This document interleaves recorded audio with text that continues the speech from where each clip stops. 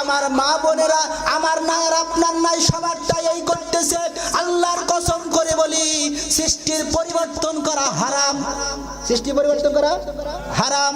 হারাম কাজ করে আপনি তাহাজ্জুদের নামাজ পড়ে আপনি যায় নামাজে পানি ভিজিয়ে ফেলেছেন, যায় নামাজ ভিজিয়ে ফেলেছেন, আল্লাহর কসম আপনার দোয়া কবুল হবে না।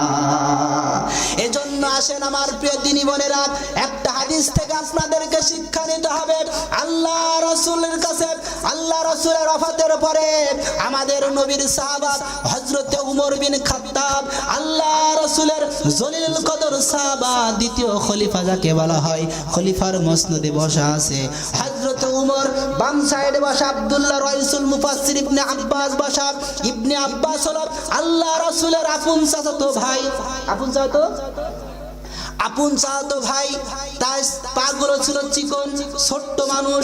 হাদিসের মধ্যে এসে আব্দুল্লাহ ইবনে আব্বাস হলো আল্লাহ রাসূলের আপন চাচাতো ভাই। রাসূল যখন মক্কা থেকে মদিনায় হিজরত করেছেন, তার 3 বছর আগে এই আব্দুল্লাহ ইবনে আব্বাস জন্মগ্রহণ করেছে। হাদিসের মধ্যে এসে আল্লাহ রাসূল যখন ওফাত হয়ে গেল, মৃত্যু হয়ে গেল, মৃত্যুর সময় রাইসুল মুফাসসির ইবনে আব্বাসের 13 বছর বয়স। তাহলে কতটুকু? 13 বছর বয়স। হযরত উমরের রাজ দরবারে আর আব্দুল্লাহ ইবনে আব্বাস বসা, উমর তার সিংহাসনে বসা আছে। কয়েকজন খ্রিস্টান পাদ্রী এসে হযরতে উমর রাদিয়াল্লাহু তাআলা আনহুকে বলতেছেন, উমর তুমি শুনে নাও, আমি তোমাকে 4টা প্রশ্ন করব। উমর তুমি শুনে নাও, 4টা প্রশ্ন করব। যদি তুমি 4টা প্রশ্নের জবাব যদি তুমি দিতে পারো উমর, তাহলে আমি সঙ্গে সঙ্গে ইসলাম কবুল করব। শুধু তাই নয়, আমার যত লোক লস্কর আছে, আমার যত চেলাপেলা আছে, আমার যত অনুসারী আছে, সব অনুসারীরাই আসলিম, আমি ইসলাম কবুল করার জন্য তাদেরকে অর্ডার করব। হযরত উমর বলতেছেন, তুমি কি প্রশ্ন করবা পাদ্রী, তুমি বলে দাও। তখন হযরত অর্ধ পৃথিবীর প্রেসিডেন্ট খলিফাতুল মুসলিমিন আমিরুল মুমিনিন হযরত উমর বলতেছেন, বলেন আপনার প্রশ্ন। আমার যেই রাসূলের আদর্শ আমি গ্রহণ করেছি, যেই ইলম আমার মধ্যে দিয়েছে, ওই ইলম দিয়ে আমি তোমার প্রশ্নের জবাব দেব। পাদ্রী বলতেছেন, যদি প্রশ্নের জবাব যদি আপনি না দিতে পারেন, তাহলে কি খ্রিস্টান ধর্ম গ্রহণ করবেন?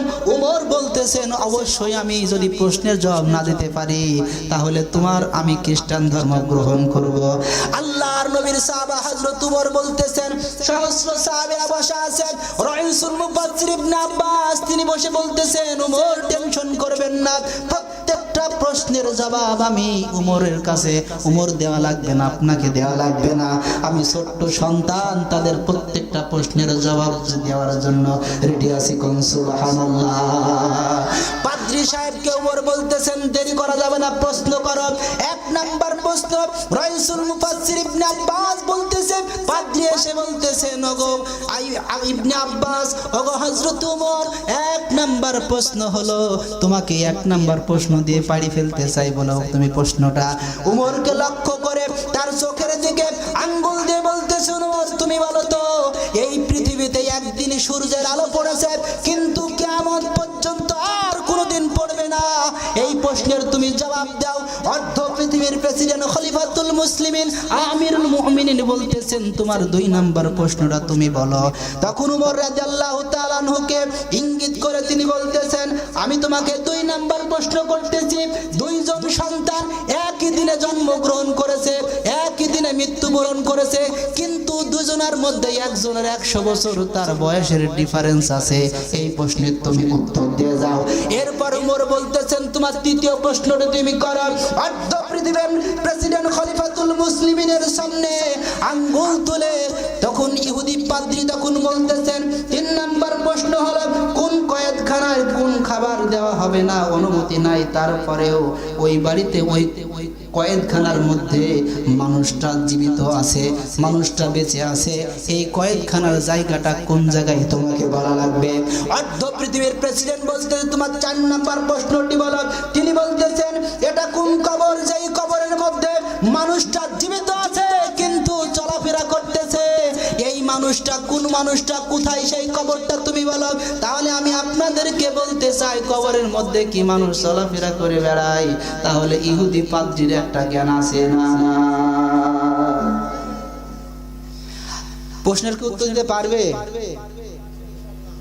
ভরসা নাই। আমি আপনাদের বিপ্লবী রসুলের বিপ্লবী জীবন গ্রন্থ থেকে এই পাদ্রীর ঘটনাটা পেয়েছি। আমি আপনাদেরকে বলতে চাই, এই পাদ্রীর ঘটনা না শুনে যাবেন কে? হাত তোলেন তো। মানে সবাই তাহলে শুনবেন।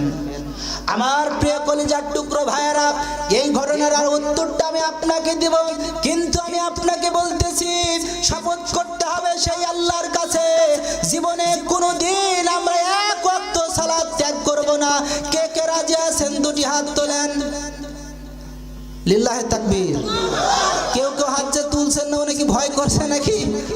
হ্যাঁ, আল্লাহ রাব্বুল আলামিনের বান্দা আপনি, আপনার পরিচয় হলো মুসলমান, আর মুসলমানের এক নাম্বার পরিচয় হলো তার সালাত, ঠিক কি না? আমার প্রিয় দিনী ভাইয়েরা, রাসূলের বিপ্লবী জীবন থেকে শিক্ষা নিতে হবে, আপনাদের থেকে জীবনকে অতিবাহিত করতে হবে। আল্লাহ রাসূলের সাহাবা হযরত উমরের কাছে এসে ওই পাদ্রীরা এই কথাগুলো বলতেছে, আর হযরতে উমর বলতে তোমার প্রশ্নের জবাব আমি দেব না, এই 7 বছরের পিচ্চি ছেলেটা তোমার প্রশ্নের জবাব দিয়ে দেবে। কোন সুবহানাল্লাহ। ইহুদি পাদ্রী বলছে, কি বলো তুমি? তোমার থেকেও কি এই ছেলেটা আরো ডাকাত? যে তুমি একটা ডাকাত মানুষ, তুমি একটা সন্ত্রাস মানুষ, আমাদেরকে সেই সন্ত্রাস বলে কি বলে না? কথা কয় না কে? আলেম হওয়ার পরে সন্ত্রাসী উপাধি দেয়, এই উপাধিতে ভূষিত করেছে কিছু মানুষ আছে না? না, তুমি শুধুমাত্র খাওয়ার আগে সুন্নাত জানো। এই আলেমদেরকে যারা লকব দিয়েছে, আমি নিশ্চিতভাবে বলতে পারি যারা লকব পেয়েছো, আল্লাহ রাসূলের একটা সুন্নাত তোমার জীবনে আদায় হয়ে গেছে। কোন সুবহানাল্লাহ।